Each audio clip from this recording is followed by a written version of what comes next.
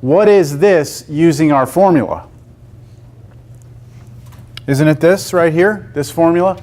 But flipped. So let's write that down. That 1 over tangent alpha minus beta is that one flipped. 1 plus tangent alpha tangent beta over tangent alpha minus tangent beta.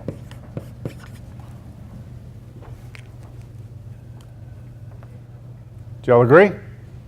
Okay, so what I'm doing here is I'm keeping in mind that the left side really means this, and that this means this, right? Is there a way we can turn this into that? That's what I really am trying, we're going to try and get to. All right? Any ideas on how we could?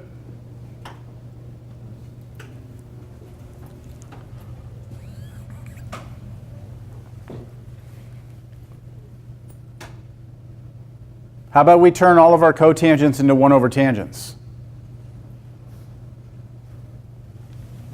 1 over tangent alpha times 1 over tangent beta plus 1 over tangent beta minus 1 over tangent alpha. Isn't that this rewritten as a 1 over tangent alpha, 1 over tangent beta, 1 over tangent beta minus 1 over tangent alpha? That's just what the definition is, right?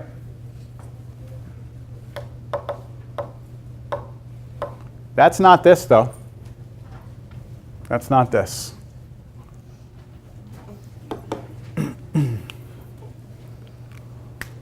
Who sees it? Who sees it? What can you do here? Think about where you're trying to go. You're trying to go here, right? Can you multiply by the denominator? We can multiply by something. Who said that? What denominator do you want to multiply by? Change around the sign, so we just put the -1. Look at this numerator right here. You see this? We want this to somehow become this, right? Which means we do not want any fractions. This has fractions in it, right? This one does not.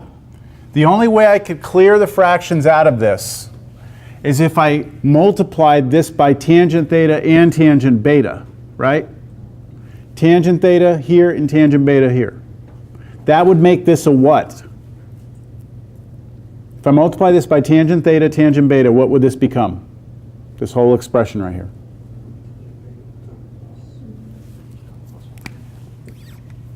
If I were to take that whole expression and multiply it by tangent alpha, tangent beta. If I take that and distribute it there, what does that become? A 1, right? A tangent, this would slide on top of that. It would become tangent theta over tangent theta, tangent beta over tangent theta, beta. That would become 1 times 1, wouldn't it? Which would be a 1. But then you'd have to distribute that to this. And what would that become? Tangent alpha, tangent beta. Do you see it? Okay. So I want to multiply the top by this, but I can't just multiply the top by it. I actually have to multiply the bottom by it also. Because I'm introducing it, right? It's like a 1, a hidden 1. So that's the key to this. You've got to see that you need to multiply top and bottom by this. So when you said multiply by denominator, I was like, which one? Basically, you're trying to multiply by this. So we're going to do this now. Here to here, we said that would give you what? There to there? 1. Plus, now here to here would give you tangent alpha, tangent beta. We're done on top. On the bottom, this is a little different, but what happens here to here? You're going to have a tangent alpha, tangent beta on top, and then on the bottom a tangent beta. So what happens? I feel like the train has left the station and I've left a bunch of passengers, behind. There's a lot of kind of like looking into nowhere. Doesn't it make it tangent alpha? It's just tangent alpha. That's right, because the tangent betas cancel, right? Okay. So we get tangent alpha. And then what happens when I distribute here to here? The tangent alphas cancel, and I just get tangent beta, and then there's a minus between them. Right? Now, if you need to see that in more detail, which I have a feeling some of you might because of the looks I'm getting, when you distribute that to there, you get tangent alpha, tangent beta. And when you distribute here to here, you get tangent alpha, tangent beta, right? When I distribute that over here, it was tangent alpha, tangent beta, and then here to here was just tangent alpha, tangent beta. So on this one, the tangent betas cancel. Here, the tangent alphas cancel. Here, everything cancels except a 1. And here, you get 1 times that. So here's your 1. Here's your tangent alpha, tangent beta. Those cancel, there's tangent alpha. Those cancel, there's your tangent beta subtraction. Then if we take this and flip this, right? If we flip this, we get back to this and then back to here.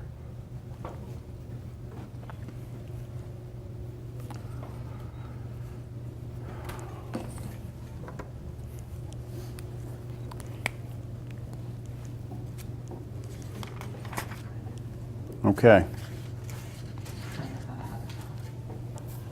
I can tell the homework for this is going to be fun. Super long. Yeah, it's going to be long. That's why I don't think there's any way I can get the video done for it today.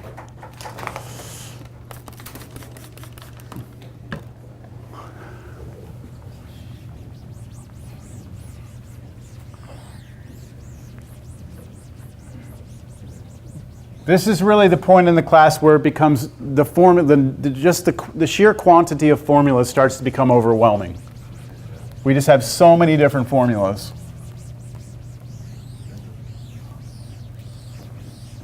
All right. Try this. Find the exact value. We've seen those instructions before, right?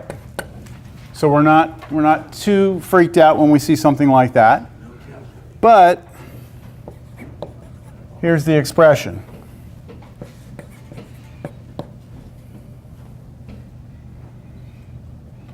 Skip it.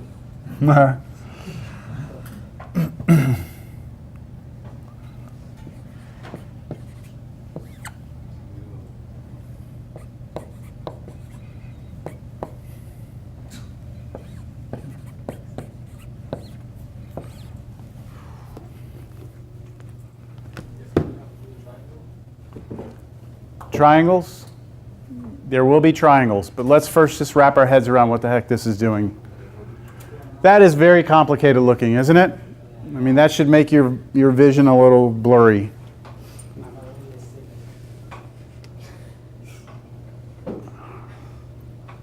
Man, this is crazy. Okay, look.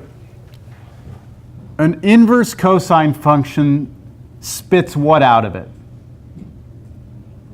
An angle. Who said that? Okay, it spits an angle out, right? This is an angle. This inverse trig function spits an angle out. If I take two angles and subtract them, I should still get an angle. And then I'm going to take sine of that angle, which is like the y-coordinate at that angle. Yes? So if you kind of like step back and think about this and squint your eyes, this almost looks like this is some angle alpha, and this right here is some angle beta.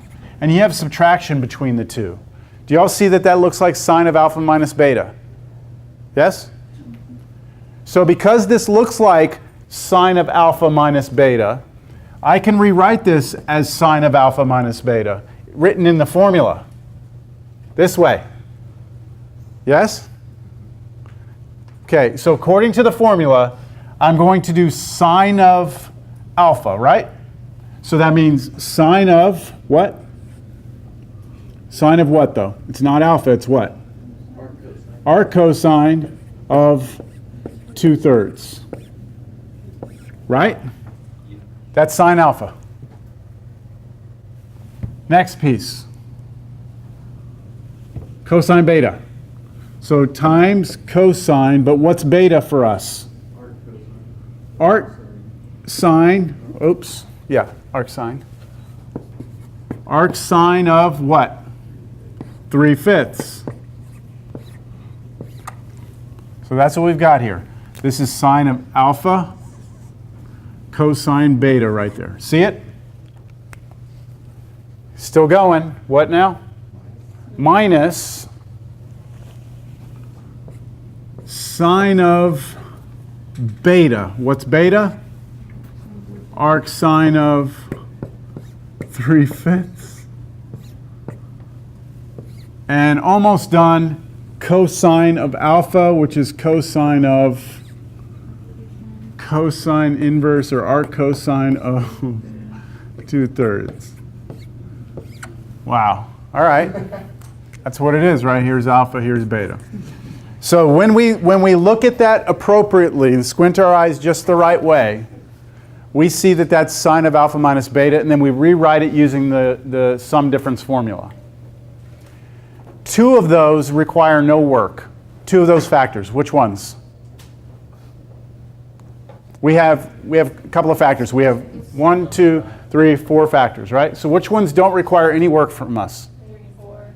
These last two, right? Because you're doing sine of arc sine, and those two will kill each other off, right? So long as this was in the domain. And that means this number has to be between -1 and 1. Is 3/5 between -1 and 1? Yes. So this right here, all of it together, is just 3/5. They undo each other. I'm going to put this minus sign out front, this minus right here. So then I have times, and then this right here, same story. These two kill each other off so long as this is between -1 and 1. And it is, right? So 2/3. So we've got half of the answer without having to do anything. Y'all okay with that? The other two are going to require work.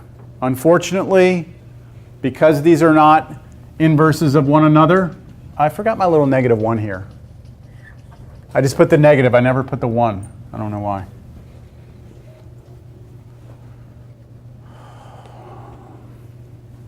Okay, let's go after these two now, right? I'm going to go after these. I'm going to need some room, so I'm going to get rid of this. Focusing all my attention right now on the side here, on just this problem right here alone. See if you remember how I did this, or how we do this. Anyone remember how to do that? That was on a test, I know that for sure. The arc cosine. Okay, so this is some angle, right? This is some angle. I think we've been calling it alpha, haven't we? Yes? So really what we want to know at the end of the day is what is sine of alpha, right?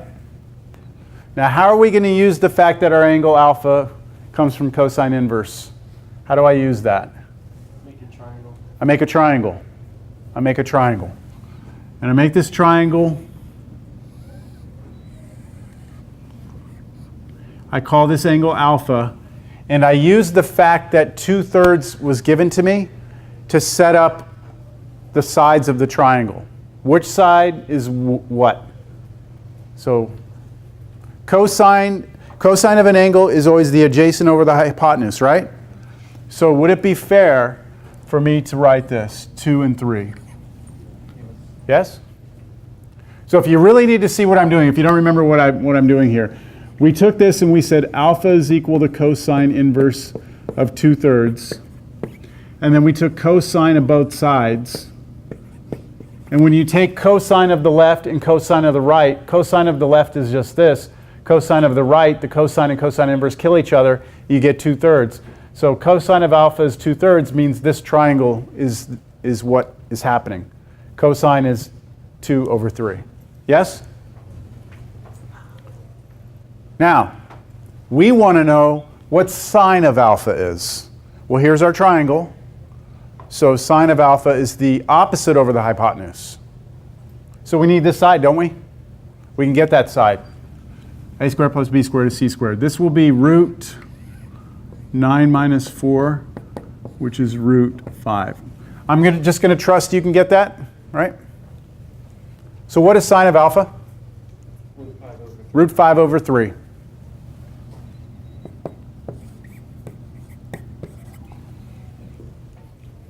And that is this piece right here, root 5 over 3. Now we still have times, and now I need to go get this one. So this is its own problem, isn't it? This is its own animal that I've got to just start over again, over here.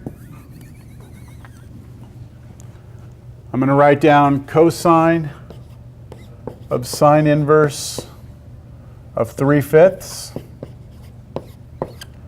And we're going to call that cosine beta. So at the end of the day, I want to know what cosine beta is. That information allows me to draw a triangle. What's the angle in the triangle? Beta. Beta. Okay, which sides are labeled what? Opposite. Opposite is 3, right? Hypotenuse is 5. Using the same idea. Can we solve for the other one? Yes, this will be root 16, so 4. Okay, I'm going to circle it because you have to solve for that side. So what is cosine of beta then? 4/5.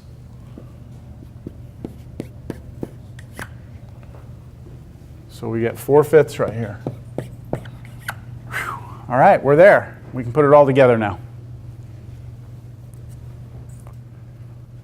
So this is equal to that, and this is equal to 4 root 5 over 15 minus 6 over 15, which is 4 root 5 minus 6 over 15.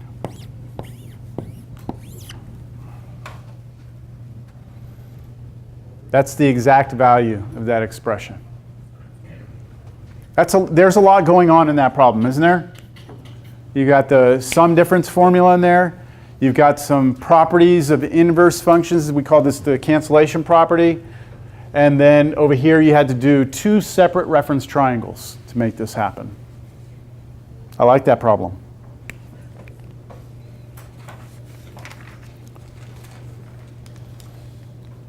We have one more thing to talk about. It's related to this, and then we'll be done for this section.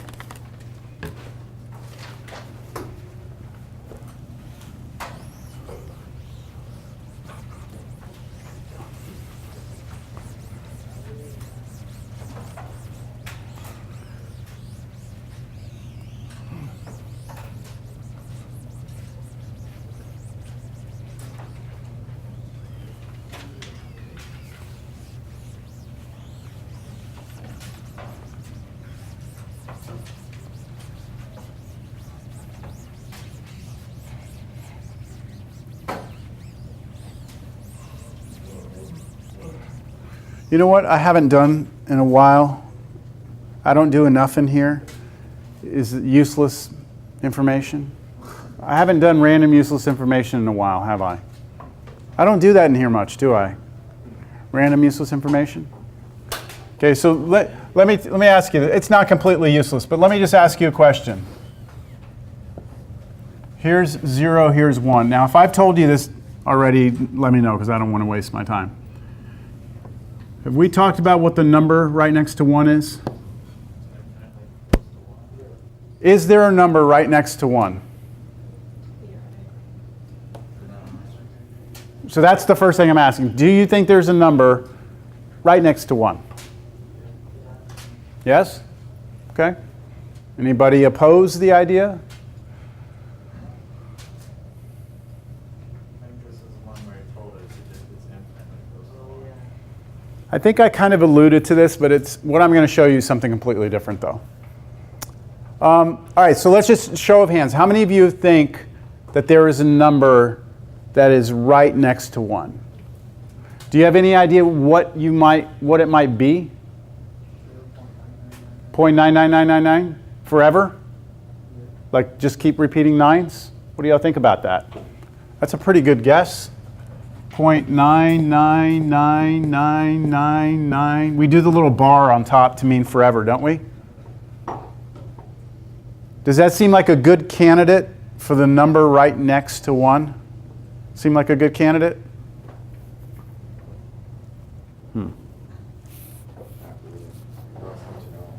I mean, can you find a number that's closer? It'd be hard to because, I mean, look, if we started out like right here, we'd be at 0.9, wouldn't we? And then if we go out even closer, it's like 0.99, right? And then 0.99 is even closer, and 0.999, and then you keep on doing that. Like, it seems like it'd be hard to cram another number in there somewhere, right? In between those. All right. I don't know the answer. No, I'm kidding. I have the answer. I want you to think about something, okay? Just think about something. See if you follow this logic or not. All right?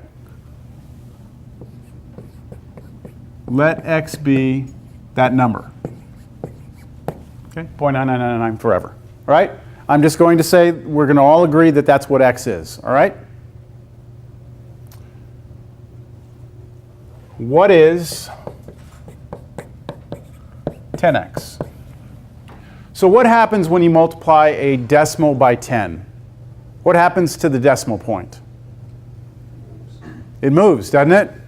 Like if I take 5.71 and I multiply that by 10, it becomes 57.1, doesn't it? The decimal just pops over to the right once. If I multiply by 100, it moves twice, yeah?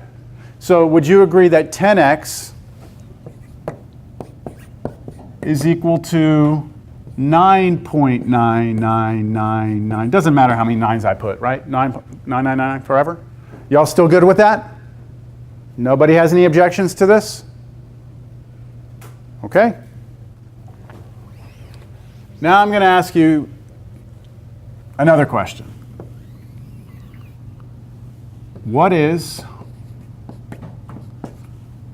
and just temporarily, okay, pause button here, forget that x is anything, just completely algebraically. If I walked in here today and said, hey everyone, what's 10x take away 1x or take away x? How many x's would I have left? 9 x's. Everyone agree with that? So 10x minus an x is 9x, yes? No matter what x is, that's always true, yes? Okay, now I'd like for you to come back here and fill in what we just did. What did we say x was? We said it was 0.999 forever, right? And what is 10x? 9.999 forever, right? What happens if I take 9.999 forever and subtract from it 0.999 forever? You're left with 9. See, this 0.999 forever and that 0.999 forever go away. So it's like those little tails go away and all you're left with is 9. So what you're saying to me is that this minus this is 9. But these have to be equal. Right? 10x minus x always has to be 9x. But if we took the x that I defined to be this, and I multiplied it by 10 and then subtracted them, we get 9. What does that mean x is? Divide both sides by 9. That means x is 1. So guess what, everyone? 0.999 forever is not the number closest to 1. It actually is the number 1.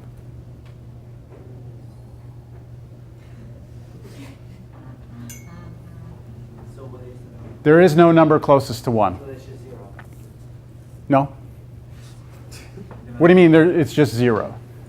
So 0 is number to 1. No. There are numbers that are close to 1. All right? So here's 1. And then there's a number like 0.9 is close. 0.99 is close. 0.999 is even closer. But 0.99 forever is 1, so that isn't, you can't count that one. Any other number that I find, let's say, see, here's the problem with finding a number that's closest. Let's say that I find a number, I'll call it n, and I tell everyone, hey everyone, that number n is the closest number to 1 that exists. All right? I claim that n is as close to 1 as you will ever get without being 1. Well, then, if somebody says that to you, then here's all you have to do. You just do n plus 1 over 2. That number is even closer. Why? That's how you find the midpoint. That's how you find the, remember when we were doing the number line with the sine functions? We said we had 2 endpoints, we wanted to find the number in the middle. Didn't we say we added them up and divided by 2? So if somebody claims that they have found the number closest to 1, all I have to do is add it to 1 and divide by 2. And I will be even closer. But I can't claim that that number is the closest, because if someone else would come in and take that, my number, and add it to 1 and divide by 2. And we could do that infinitely many times, which means there is no closest number. There are an infinite number of numbers as you head towards 1. You never run out of them. That's why we have asymptotes. When you draw functions and they go and they have asymptotes, the reason we draw them like that is because you can never actually you can keep picking numbers. You're never going to run out of numbers to pick. So you're always going to have the graph going up somewhere. Make sense? That's kind of interesting, right? Illuminati. Do y'all want another useless information? Yeah, let's do it. No? Who said no? Have I shown you this one? We need a little fun in here sometimes. Have I shown y'all that before? Okay, what would happen if I asked you to add up the first 100 numbers? You know, what's 1 plus 2 plus 3 plus 4, all the way to 100? You would sit there and get your calculator out, 1 plus 2 plus 3 plus 4, right? And you'd add them up and you get an answer. Well, there's actually a story that goes with this. It's a classic story. It's told by a lot of people, so I'll tell it to you. It was told to me. I don't know how true it is, but it's a good story. I believe it, though. Back, I believe in the late 1800s, early 1900s, there was a kid, I believe his first name is William or Frederick, I can't remember now, but his last name, I won't forget, is Gauss. Anybody remember in college algebra doing elimination on matrices or systems of equations and doing something called elimination? That technique of elimination is actually technically called Gaussian elimination. It was developed by this same person, all right? He has a lot of credit to his name, a lot of things he did. He's one of a handful of my favorite mathematicians, brilliant guy. The story goes that when he was in first grade, the teacher gave them this assignment, all right? So you have to remember, this is like the late 1800s. So first of all, first graders were doing arithmetic in first grade, like they were doing arithmetic. They could add numbers up, right? They didn't have calculators, so they were doing arithmetic. And so this wasn't outside of the realm of possibility. But the story goes that the teacher was just trying to keep them busy that day. So just stood up there and said, hey, you know, class, what's 1 plus 2 plus 3? And they all laughed at him like 6. And then he said, okay, add up the numbers to 100. Let me know when you're done. And you know, he sat down and thought he was going to keep them busy for a while. So Gauss goes, and they used to write on like little miniature chalkboards instead of paper.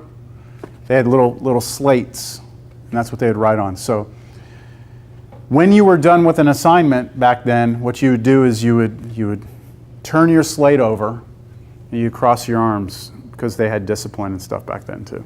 So the story goes that within a few minutes, Gauss turns his slate over and crosses his arms, and the teacher sees him, goes over there, gets all pissed off, turns over Gauss's slate, and he sees this. N times n plus 1 over 2. Now, that formula was known at the time. Gauss did not create, he was not the first one to find the formula. All right? But this is actually the formula that you could use to add up the first 100 numbers. All you have to do is look at the last number, and that's your n. So if I wanted to know what the sum of the first 100 numbers were, I would just plug 100 in here, then it would be 101, right? And then divide that by 2, and that's the answer. Watch, let's do it for 3 real quick. If I do 3, then that's my n, right? Let's just try it in there. It would be 3 times what? 4 over 2. That's 12 over 2, which is 6. And that's what that would have been, right? It works for all numbers, though, no matter how far you go. So, like I said, Gauss did not come up with the formula on his, he was not the first to create the formula.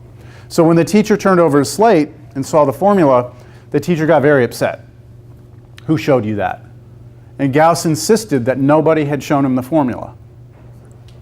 Insisted. Nobody had shown him the formula. And the teacher didn't believe him, took him to the principal, and Gauss had to explain to them how he came up with that formula. Would you like to see? So the formula was already known? It was known, He just, but he came up with the formula on his own. yeah. He had not seen it before. So here's how he did it. More than smart, okay? So let me see if I can't. I've shown this to classes many times, and people are blown away because of how easy it is. I shouldn't have said that. Okay, so here's Gauss's, here's his reasoning, okay? Let's see if you can follow this. Gauss said, I'm trying to find some sum. I don't know if he really said that, but he called it something like S, okay? He said, you want me to add up all the numbers out to 100, right? Yes? And so Gauss said, well, look, when it comes to sums, we know that the order doesn't matter.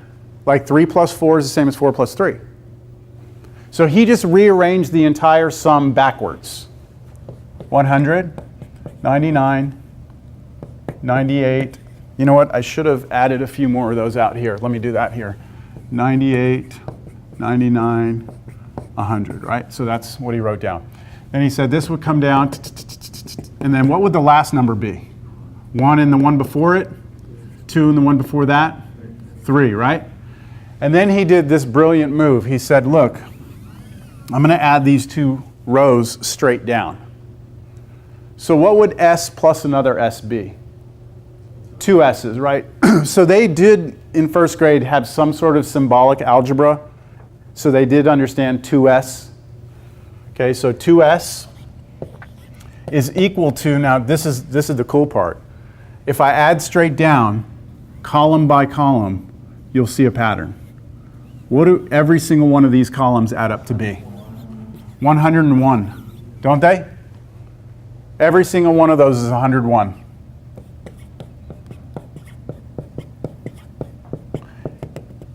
All the way down to the very last one. Yes? Side thought. 4 times 5 is really 5 plus 5 plus 5 plus 5. When we use multiplication, it's because we want a convenient way of representing repeated addition. 5 plus 5 plus 5 4 times is the same as 4 times 5, right? So look at this. This is repeated addition. How many of these are there? How many 101s are there? There are 100 of them. Look, 1 of them, 2 of them, 3. There's 100 of these 101s. So Gauss said, look, twice what I want, right? Twice the amount of what I want is 100 101s.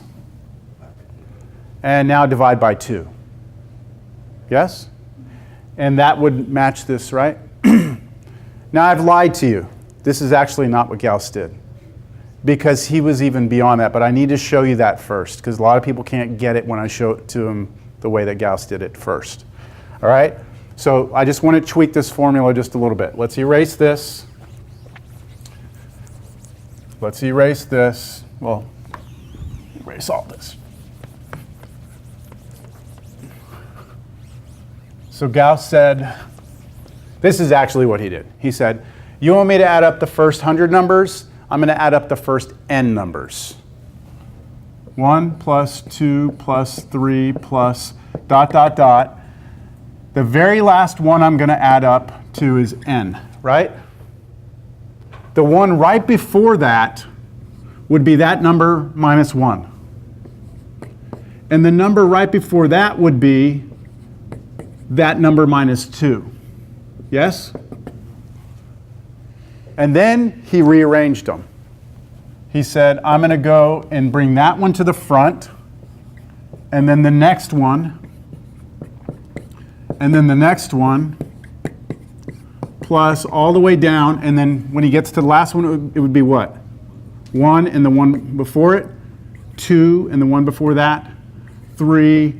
So do you see that's backwards? Okay, now do the same thing. Add down. 2s is equal to those two together. What's n plus 1? N plus 1. Plus, what's n minus 1 plus 2? N plus 1 again. What's n minus 2 plus 3? N plus 1 again. All the way down to the very last one, which again is n plus 1. How many of them are there? N of them, right? There's 1 of them, 2, 3, 4, 5. There's n of these exactly. So this is 2s equals n plus 1s. Divide by 2. You have the formula. That's genius. This is what geniuses do, okay? In first grade. That's brilliant, isn't it? How many of you understood that? Right? That's the thing that makes geniuses genius. They make something that seems so difficult, like within reach, but it's them actually crossing that bridge without anyone showing them how to do it. That's what really is mind-blowing. All right. Turns out there's lots of different formulas. I call this one the birthday function, the birthday candle function, or I also call it the spanking function. So like, on each of your birthdays, you blow out like 1 candle on your first birthday, and well, I guess if you can blow a candle, and then on your second, 2, and then third, 3. So like, let's say you're like 27 years old and you've blown out the appropriate number of candles on every one of your birthdays. How many candles have you blown out? It's 1 plus 2 plus 3 all the way to 27, right? So that's 27 times 28 over 2. That's what it would be. I call it the spanking function too, because on your birthday you get spanked, right? Yes? No? On your birthday, you get your number of spankings. Oh, you're 3 spankings. It's stupid, but... What, spanking? Yeah, spanking. I've heard of it. It's like old, but I've heard of it. Is that old? I think so. Is that old now? Oh, you can't spank your kids now? Man, I'd take advantage of that. All right, well, I've wasted the last part of class, but that was more fun.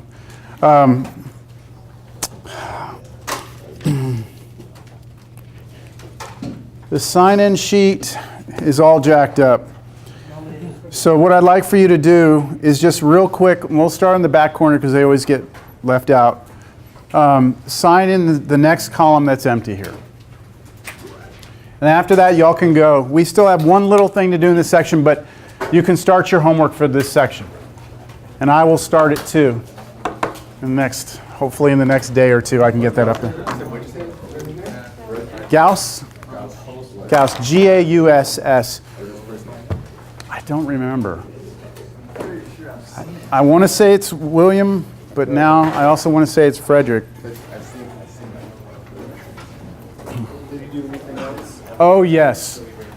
I have a book in my office that my brother gave to me when I finished graduate school.